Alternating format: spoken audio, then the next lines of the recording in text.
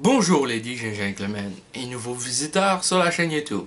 Ici Mr Flamingo et bienvenue pour cette vidéo critique du film de David Yates, Les Animaux Fantastiques. Donc, Les Animaux Fantastiques, ou en anglais Fantastic Beasts and Where to Find Them, est un film, comme j'ai dit, réalisé par David Yates, le même réalisateur qui a réalisé Harry Potter 5 à 7 et...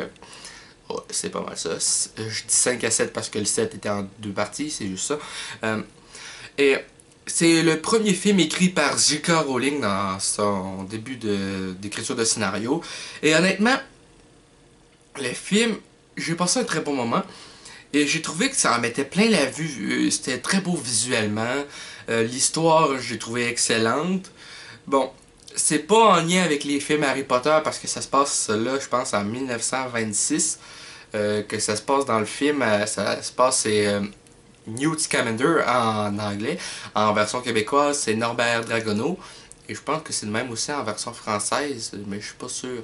Donc Norbert Dragono, qui est joué par Eddie Redmayne, qui s'en va à New York pour acheter un cadeau qu'il disait. Et il se passe plein de choses, notamment il rencontre un nommage.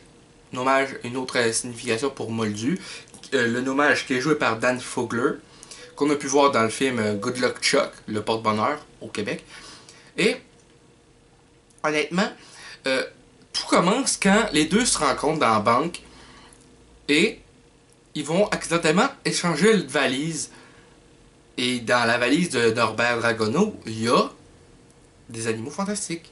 Parce que dans sa valise, c'est très profond. Sa valise est énorme à l'intérieur. Tu sais, il peut aller dedans directement, comme qu'on pouvait le voir dans la bande-annonce.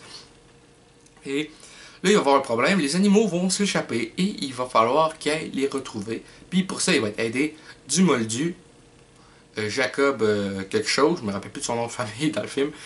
Et il va être aidé aussi du personnage de l'actrice Catherine Waterston en tout cas. Et honnêtement, j'ai adoré le film, sérieusement. L'histoire était excellente, la mise en scène était excellente aussi, ça en mettait plein la vue au niveau effets spéciaux, les animaux fantastiques étaient bien réalistes quand même. Il y avait un animal en particulier qui m'a vraiment touché, c'est une genre de brindille qui me fait penser un peu à Groot, mais en version miniature, genre ça d'autre, qui était vraiment dépendante affective de Norbert, et ça j'ai trouvé ça vraiment cute, puis à un moment donné genre, elle fait une grimace, elle genre... Et juste ça, j'ai trouvé ça hilarant, sérieusement. Et le film, en tout cas, c'est un très bon divertissement. J'ai pas vraiment trouvé de défaut.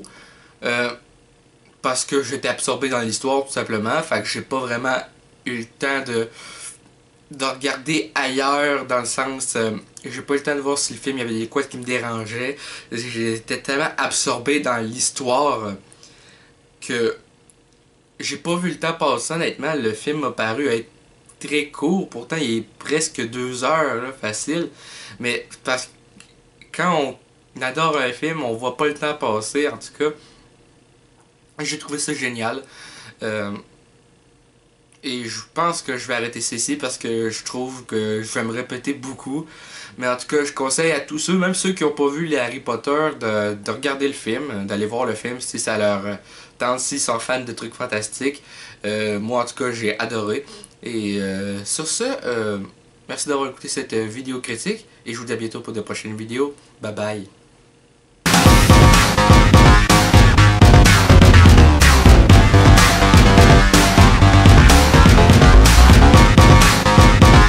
Hey le grand, c'est quoi que t'attends pour t'abonner, sacrament?